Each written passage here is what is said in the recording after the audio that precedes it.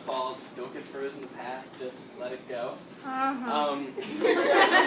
And what we're going to be analyzing is Disney princesses and globalization, the effects of westernization and whitewashing on Disney and young children today. Alright, so I want you all to think about your favorite Disney character, right? Or princess. So raise your hand if the princess you have in mind is white. So as you can see, there is a large majority of you all because there are twice as many white princesses than there are ethnic princesses, alright?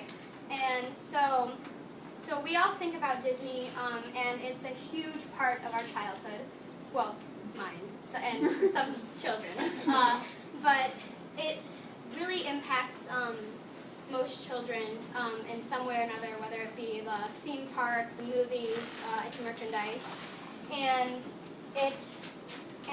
since most children have seen it, it really shapes their view, little children's view on what beauty is, like having to do with race. Right. So Disney in general in animation and movies have been influenced obviously a ton by westernization and globalization, and the fact that recently, in the last 50 years or so, there's been such an increase in global connectivity that the characters that we have here are able to be seen all across the world, which is why Disney has made so many efforts to make characters that are not just these white princesses, right? And they've and so you can see that there are princesses from all over the world, but the main group of if you think of Cinderella and Snow White and the main princesses, they're all from Europe.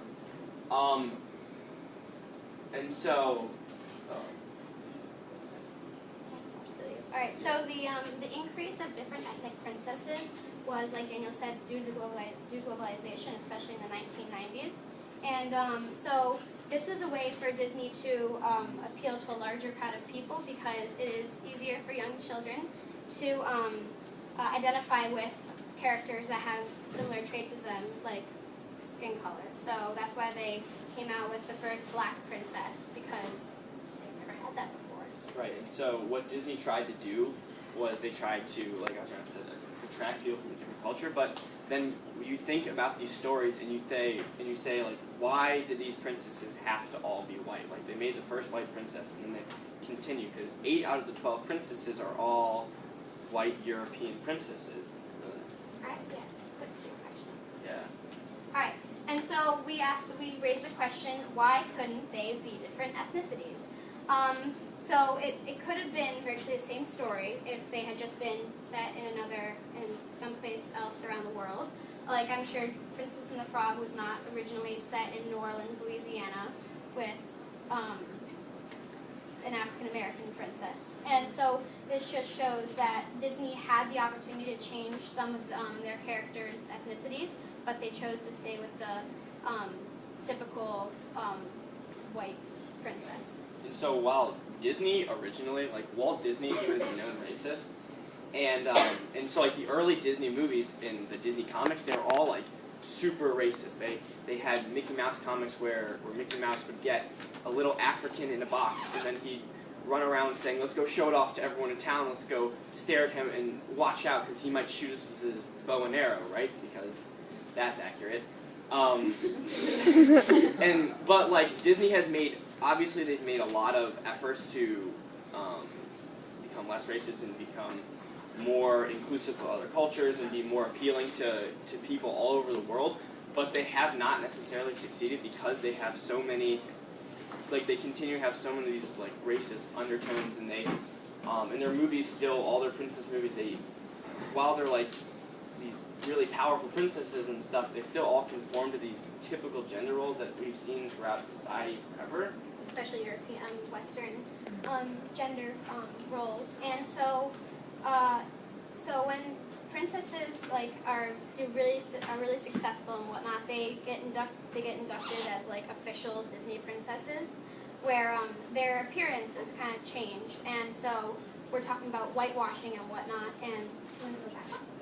And so this is how they change into how Disney changes them up to promote them.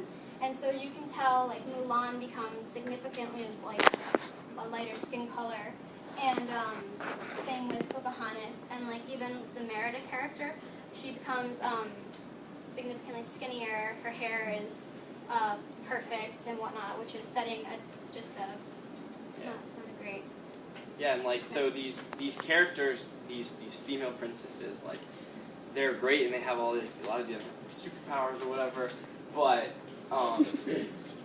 then what do they all need? All these movies need their prince to come save them. Like Cinderella needed Prince Charming, and Snow White needed to get kissed to be functional, and like Fiona from Shrek needed to get rescued from her big castle. And so while these princesses are still the main character, it somehow always manages to be the white male is the main focus of what these like princesses are and how they're able to be like successful princesses. And going back to like the Eurocentric view that Disney has established, even when they do include different ethnic princesses, so let's take Pocahontas for example. The whole movie is still about the white men. It's about, so this is Disney kind of indirectly like not asserting their power, but like asserting the white man in there and like incorporating him in the movie still while trying to be like politically correct. Yeah, sure. Right, and so we're also like focusing on the fact that most little kids have seen Disney movies, and little girls grow up and they want to be Disney princesses, right? But if all these princesses are white, what effect does that have on young children? And so there was an experiment done like 80 years ago where a guy basically showed a white doll and a black doll to little kids and said, which is the nice doll? And everyone picked the white doll and said, which is the doll you want to be friends with? And everyone picked the white doll.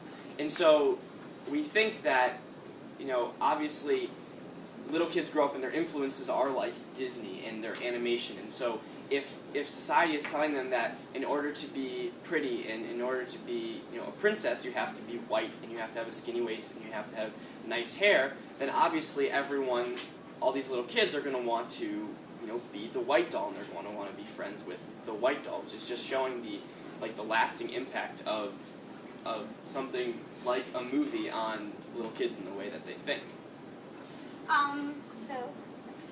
So in the early 1990s, when Disney was starting to integrate their Disney princesses, they all came in a row. It was Mulan, Pocahontas, Jasmine, I'm not sure the order, Jasmine and Tiana.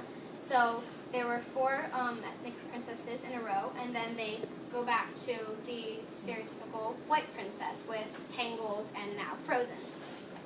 And so I kind of saw it as taking a step backwards because they could keep expanding their horizons and whatnot. And so Daniel and I actually kind of had the idea of relating to the Clark experiment, and we wanted to see if children's views had changed on race, or if they still thought that the white doll was still the superior doll, or that's the one that they wanted to be with. And so we just raised that question. Yeah, and like it's great that Disney has been able to incorporate like other and multi-cultured movies into their like spectrum and things like that. But like the fact is that the Disney, I think Adrian knows the money stat. We're like Princess of the Frog, yeah. So okay. Okay. So recently, you guys know that Frozen came out, right? And so that movie, you can go to this one. Yeah, next one. Thank you. All right. So Frozen grossed $1 billion worldwide, and it's the #1 Disney movie. While Princess and the Frog only grossed $267 million.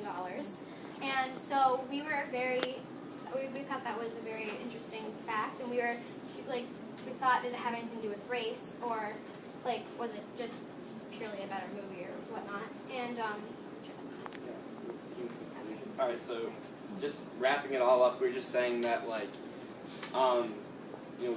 Westernization and globalization has had a huge impact on Disney cultures and in the movies that we make and the movies that people want to see, and so because of that, children are affected, and what we feed to them is is like funneled through exactly what, economically and what can make the most money, and it's not all about like what's the right thing to see, but it's about what's money wise. Yeah.